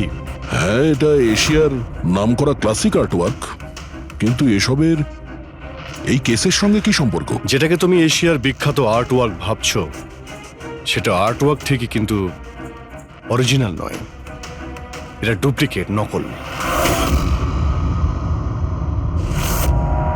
এগুলো নকল, কিন্তু দেখতে একদম আসল, অথচ এটা নকল। কিন্তু এই আর্টওয়ার্কের এই দুটো মার্ডারের সঙ্গে কি সম্পর্ক? এটা 5 বছর আগের কথা, দয়া। তোমার এটা মনে আছে? তুমি আর এসিপি স্যার ডেপুটেশনের জন্য দিল্লি গিয়েছিলে।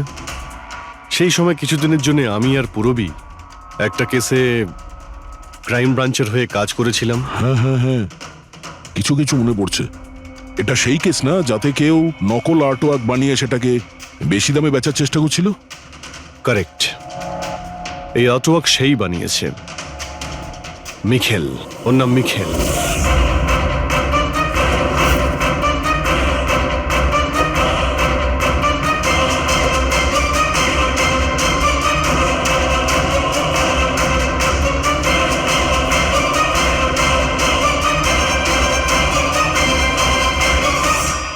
এমনটা নয় যে ওর প্রতিভা বাকি শিল্পীদের থেকে অনেক কম ছিল, তবে সত্যি কথা বলতে ও ওদের থেকে অনেক বেশি ট্যালেন্টেড ছিল। আর সেই জন্যই হয়তো ও একদিন ভেবেছিল যে অরিজিনাল পেন্টিং তো সবাই বানাতে পারে, কিন্তু অরিজিনালের মতো সেম কপি বানানো সবার পক্ষে সম্ভব নয়। আর এই কাজে এত টাকা ছিল যে ওর আসল পেন্টিং বানানোর কোনোদিনও প্রয়োজনই হয়নি। ও কোটি কোটি টাকা ইনকাম করেছিল মহান আর্টিস্টের অরিজিনাল পেন্টিংয়ের নকল পেন্টিং বানিয়ে। আর ওর কাজ এতটাই ভালো ছিল যে কেউ বলতে পারতো না যে পেন্টিংটা আসল না নকল। অনেকবার তো 30-40 বছরের আগের ক্যানভাসের পেন্টিং করেছে ও, অথচ সেটা কারো পক্ষে ধরাই সম্ভব ছিল না। কিন্তু একদিন পরিস্থিতি এমন হলো, অনেক আর্ট প্রেমী যখন কোটি কোটি টাকা লস করলো, তখন ক্রাইম ব্রাঞ্চ মিখেলকে ধরার দায়িত্ব আমাদের 4 জন অফিসারকে দেয়। কেতন স্যার, মহেন, পুরবী আর আমি। মিখেলকে ধরা এত সহজ ছিল না, কিন্তু কথায় আছে না, পিঁপড়েকে ধরতে হলে মিষ্টির ব্যবহার করতে হয়। আর এই পিঁপড়ের মিষ্টি ছিল ওর পুরনো ক্যানভাস আর সেই কেমিক্যাল যেগুলো ব্যবহার করত 200 থেকে 250 বছরের পুরনো পেন্টিং তৈরি করতে। আমরা সমস্ত আর্ট গ্যালারি আর দোকানে নজর রাখতে শুরু করে দিই যেখানে এইসব জিনিস পাওয়া যেত। যারা এই সমস্ত জিনিস কিনতে আসতো তাদের পুরো ঠিকুজি কুষ্টি পার করতাম আমরা।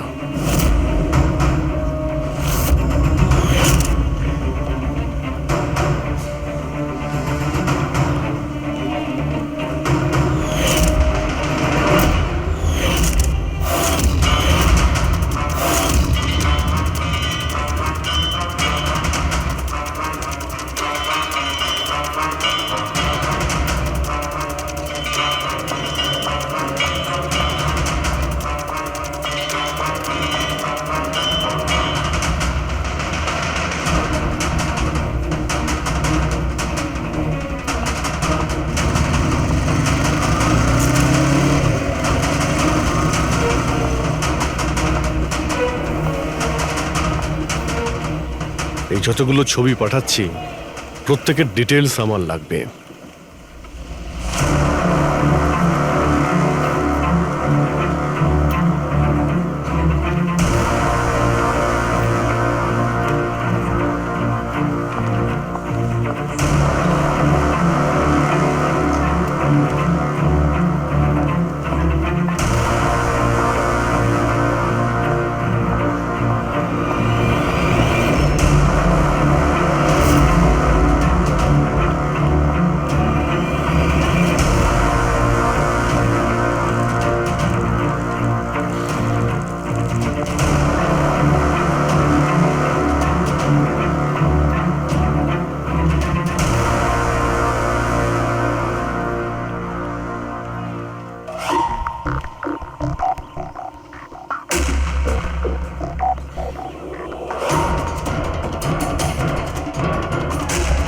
আর তারপরে 1 সপ্তাহ পরে আমরা এমন একটা মেয়েকে দেখলাম যে জিনিসপত্র তো কিন্তু তার কোনো আর্ট ব্যাকগ্রাউন্ড ছিলই না। নিশ্চয়ই কোনো গন্ডগোল আছে স্যার। এই মেয়েটা ব্যাংকে কাজ করে, এর এই জিনিসগুলো কেন প্রয়োজন পড়ে, তাও আবার প্রত্যেক দ্বিতীয় দিন? হ্যাঁ স্যার, এই মেয়েটার প্রবলেম তো আছে মনে হচ্ছে।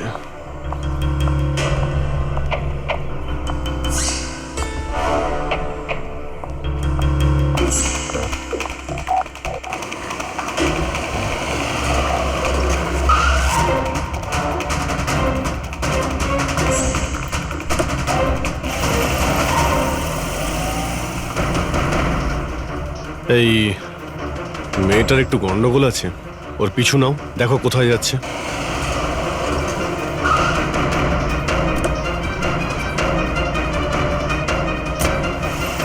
স্যার আমি ওকে 3 দিন ধরে ফলো করেছি, কিন্তু কিছু জানতে পারিনি। কারণ ও এই সমস্ত জিনিস নিয়ে ওর বাড়ি চলে যেত, কিন্তু 4র্থ দিন ও অন্য কোথাও গেল।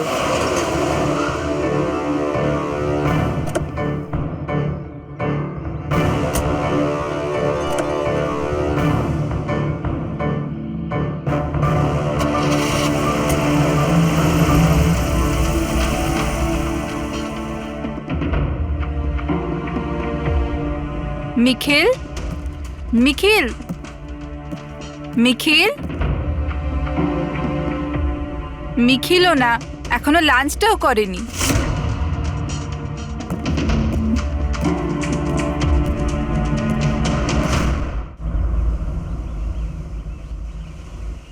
এখনো লাঞ্চও করনি?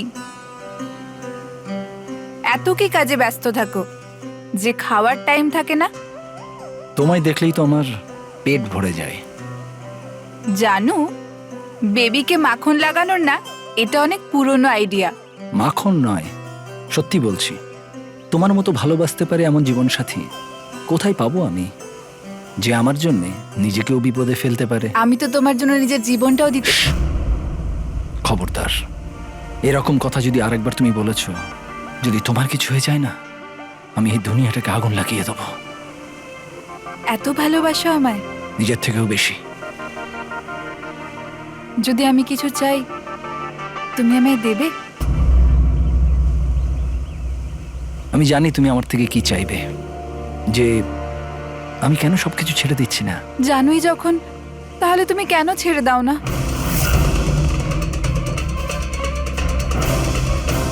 শীতল, মানুষের জীবনে দুটো নেশা হয়, আমার ভালোবাসার নেশা তুমি পূরণ করো, আর আমার দ্বিতীয় নেশা শিল্পীর, যেটা আমার কাজটাকে পূর্ণ করে। এই দুটোর মধ্যে একটাও যদি আমার থেকে দূরে যায় না, তাহলে আমি অসম্পূর্ণ থেকে যাব। আর আমি চাই যে ইতিহাস আমায় সব থেকে ভালো স্বামী আর সব থেকে ভালো আর্ট চোর হিসেবে মনে রাখে। মিখেল, অনেক ইতিহাস লিখেছ, বাকি জীবনটা জেলেই কাটিও।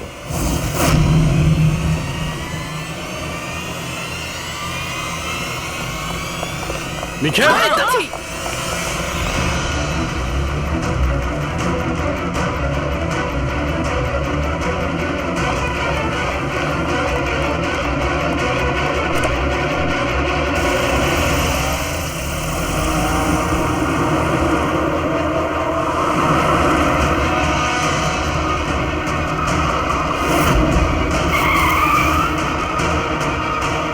প্লিজ আমার কথা শোনো, জেদ করো না, নিজেকে আইনের হাতে তুলে দাও প্লিজ। না, আমি করবো না।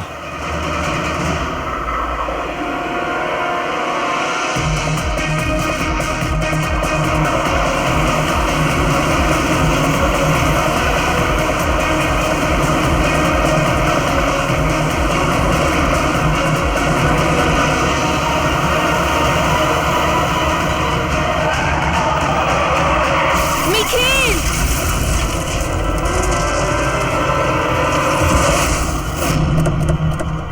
শীতল, মিখেল দাঁড়া, বলছি, দাঁড়া, শীতল, দাঁড়া। শীতল, চোখ খোলো, শীতল।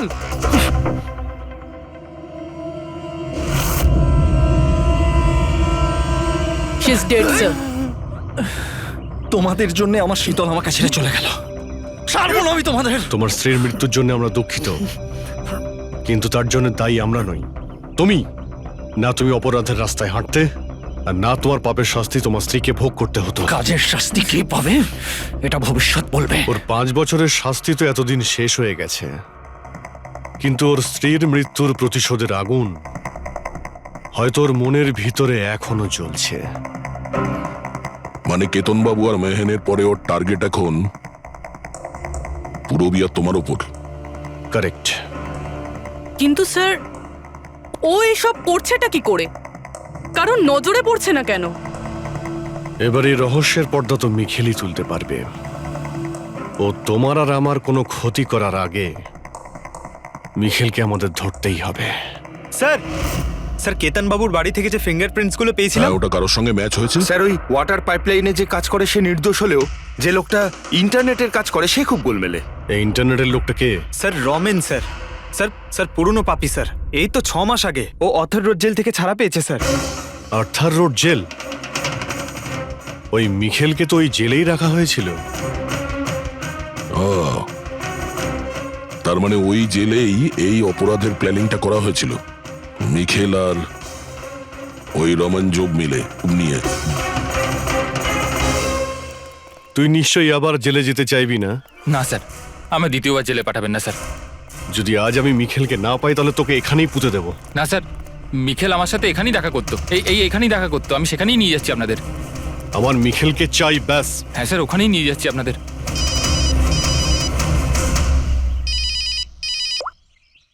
হ্যাঁ শান্তি। কি বাবা শরীর খারাপ করছে? কিন্তু এরকম হঠাৎ? আমি তো কেসের ইনভেস্টিগেশন করতে এসেছি। কি হয়েছে? স্যার ওই বাবা একটু অসুস্থ হয়ে পড়েছে। ওই শান্তি নার্স যে আমার বাবার দেখাশুনো করে সেই ফোন করেছিল। ঠিক আছে, তুমি যাও, আমরা দেখে নিচ্ছি। কিন্তু স্যার। যাও, আর কোনো প্রয়োজন পড়লে ফোন করবে।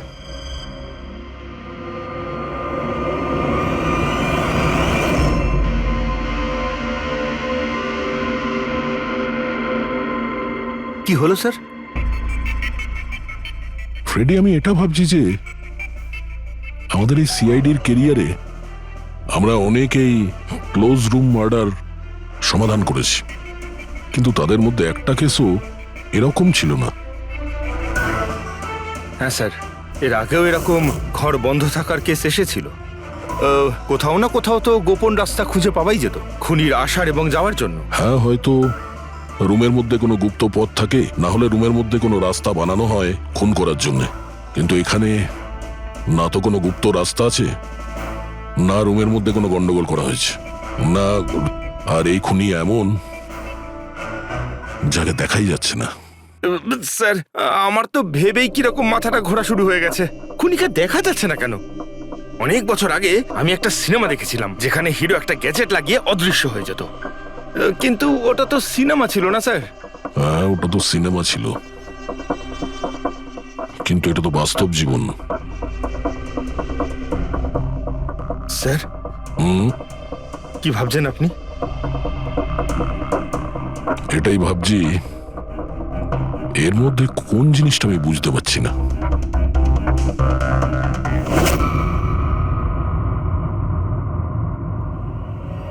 ও মাই গড, তার মানে এই ব্যাপার।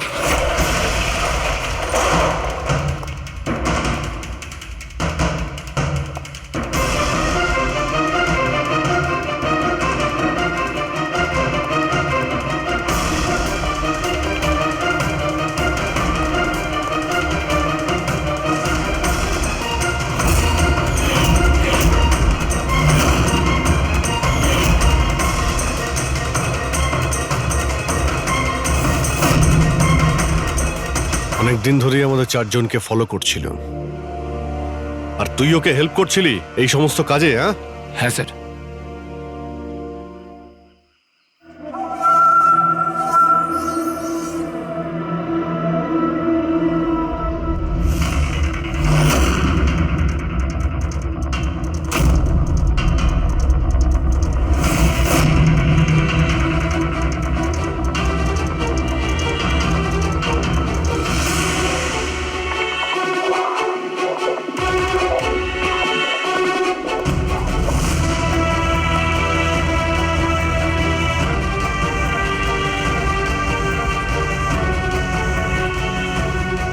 কিন্তু এই ওয়ালপেপার, ফার্নিচার, এসবের ছবি কেন নিয়েছিলি? হ্যাঁ, ওই মিখেল যেমন যেমন বলেছিল আমি সেরামই ছবি নিয়েছিলাম স্যার।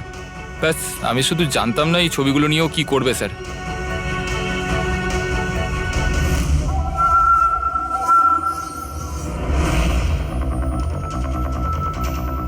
তাহলে কি এই ছবির মধ্যেই লুকিয়ে রয়েছে খুনের রহস্য?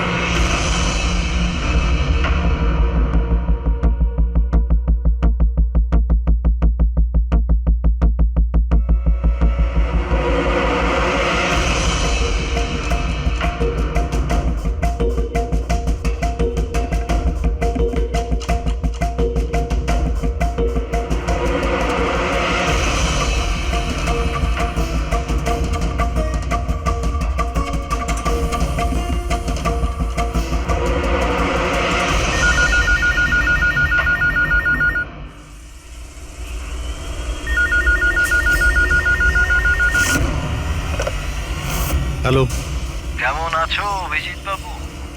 মিখেল। কি ব্যাপার, এতদিন পরেও তুমি আমার গলার আওয়াজ ভুলোনি? এমনিতে আমি জানতাম যে তুমি আমার বাড়ি পর্যন্ত নিশ্চয়ই পৌঁছবে। ইন্টেলিজেন্ট তুমি, কিন্তু সরি, তোমাকে স্বাগত জানাতে আমি বাড়িতে ছিলাম না। তোকে স্বাগত তো জানাবে সিআইডি, যখন আমরা তোকে আরেকবার ধরে জেলে নিয়ে যাব। জেল তো আমি তখন যাব না যখন তোমাদের নজরে আমি আসব। তার আগে এই ধাঁধাটা তো সমাধান করো যে আমি তোমাদের এমনিতে নজরে কেন আসছি না। কি হলো, কি ভাবনায় পড়ে গেলে?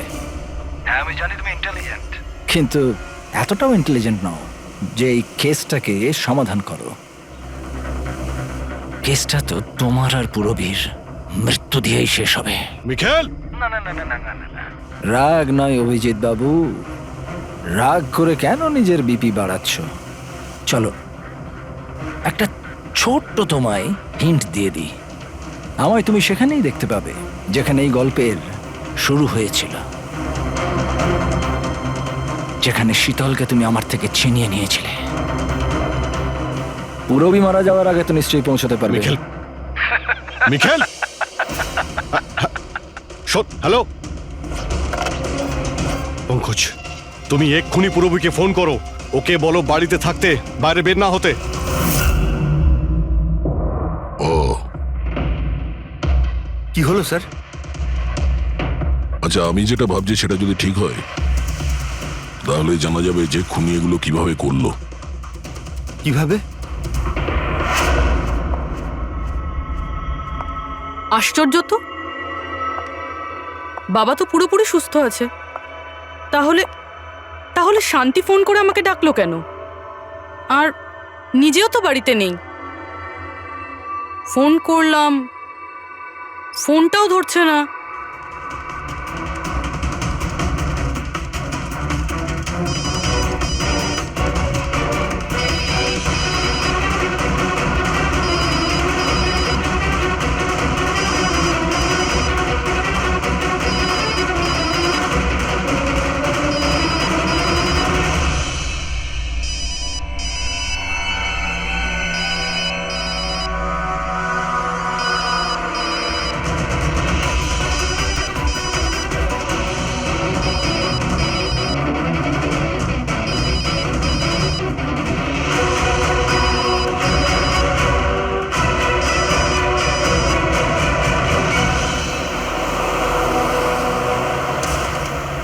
স্যার, এই পুরবী তো ফোনই তুলছে না।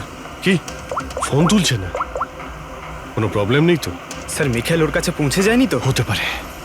ওই যে ফোনটা এসেছিল ওর বাড়ি থেকে ওর বাবার শরীর খারাপের ব্যাপারে, হতে পারে ফোনটা মিখেলই করেছিল। স্যার, পুরবীর কিছু হবে না তো? আশা করছি আমরা সময় মতো পৌঁছে যাব। যদি পুরবীর কিছু হয় তাহলে না,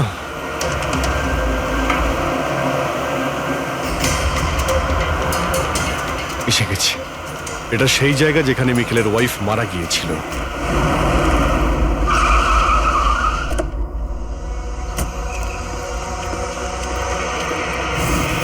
পুরবী!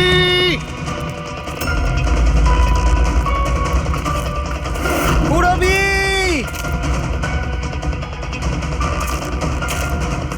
পুরবী! পুরবী! ওই দিকটা দেখো। পুরবী! পুরবী!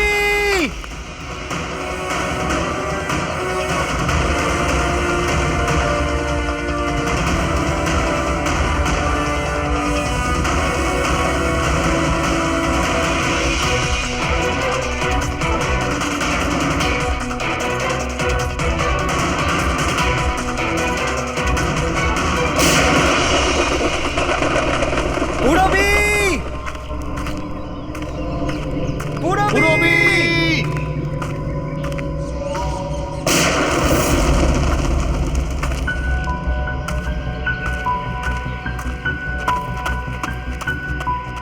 স্যার, হ্যাঁ পঙ্কজ, জানি না স্যার কে গুলি চালালো। পুরবীকে পেলে? পুরবী ওখানে স্যার।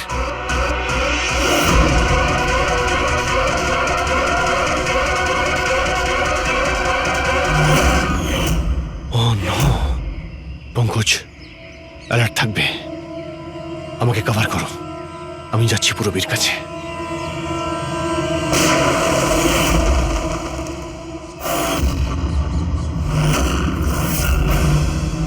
ভয় পেও না অভিজিৎ, এখনো মরেনি। কিন্তু যদি ওর কাছে যাওয়ার চেষ্টা করো তাহলে আমার আঙুল ট্রিগারের ওপর আছে, আর গুলিটা তো তোমার থেকে তাড়াতাড়ি পৌঁছবে। মিখেল,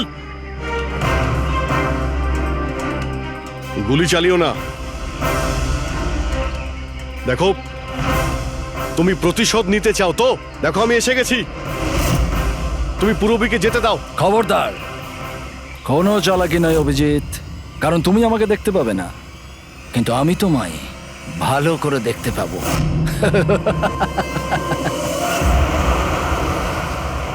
অভিজিৎ, আমার কথা মন দিয়ে শোনো, তুমি একদম রিঅ্যাক্ট করবে না। তুমি এই মিখেলকে দেখতে পাবে না। তুমি আর কেতনবাবু ওকে কেতনবাবু স্টাডি রুমে দেখতে পাওনি। মাহান ওকে আর্ট ওয়্যার হাউসে দেখতে পাইনি। পুরবী নিজে ওকে ওর ঘরে দেখতে পাইনি। কেন? কারণ ওকে দেখা সম্ভব নয়। ও যেখানে যেখানে অন্যায় করে সেখানকার কোণে কোণে ও লুকিয়ে পড়ে। ওই রুমে, ওই ডেকোরেশনে ও এমন ভাবে লুকিয়ে পড়ে কেউ বলতেই পারবে না যে ও আর্ট পিস না একজন মানুষ। কেতনবাবুর রুমে ও ও ওয়ালপেপার হয়ে গেছিল, ওয়ালপেপার।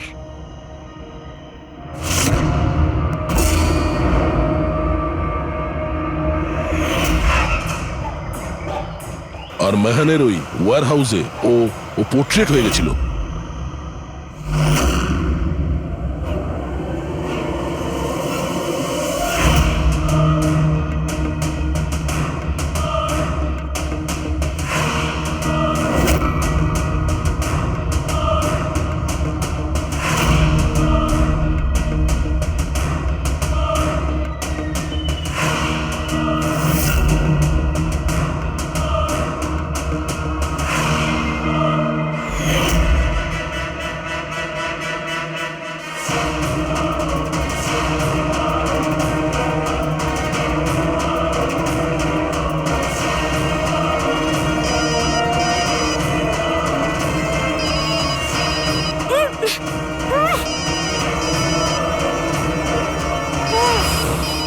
এটা আমি তখনই বুঝতে পারলাম যখন ওয়্যার হাউসের ক্রাইম সিনের ফটোগুলো আমি দেখলাম।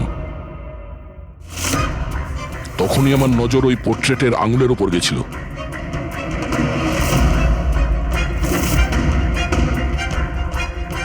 ও পোর্ট্রেট ছিল না, ওই মিখেল ছিল, মিখেল। ওকে দয়া, পঙ্কজ সাবধানে, পঙ্কজ সাবধানে, জঙ্গলে লুকিয়ে আছে।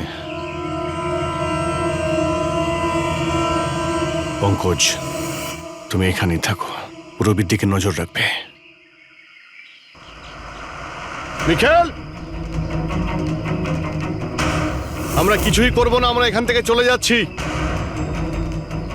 তবে তুমি পুরবীকে ছেড়ে দাও প্লিজ।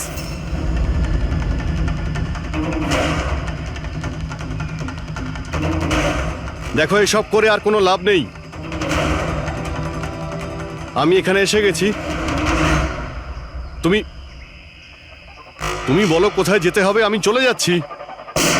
বাস আগে এগোবে না অভিজিৎ, আমার সাথে গেম খেলা বন্ধ করো। ঠিক আছে ঠিক আছে, গুলি চালিয়ে কোনো লাভ নেই, আমরা এখান থেকে চলে যাচ্ছি। কিন্তু তুমি তুমি কি চাও মিখেল? যা কিছু হয়েছিল সেটা তো হয়ে গেছে, কিন্তু এসব করে তুমি কি পাবে? হ্যাঁ,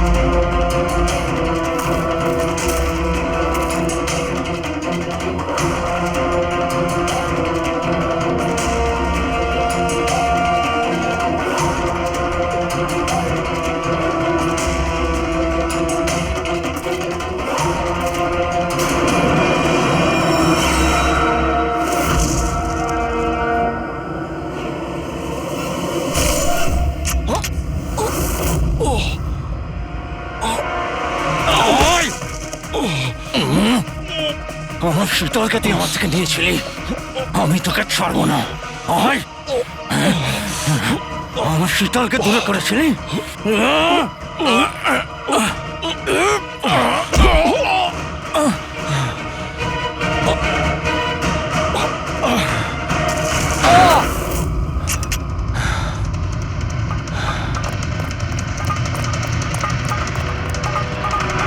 মুরব্বি, তুমি ঠিক আছো তো? তোর আসল জায়গা জেলে, আর এইবার তুই বাইরে আসবি না, সোজা ফাঁসিতে ঝুলবি।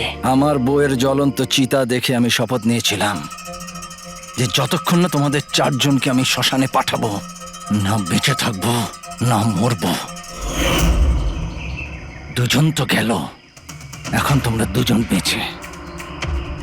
তোমাদের আইনকে বলো যেন শক্ত থেকে শক্ত জেল বানায়, কারণ এবার কোনো জেলই তোমাকে আমার থেকে বাঁচাতে পারবে না। ঠিক আছে, চলো নিয়ে যাও একে। চল চল।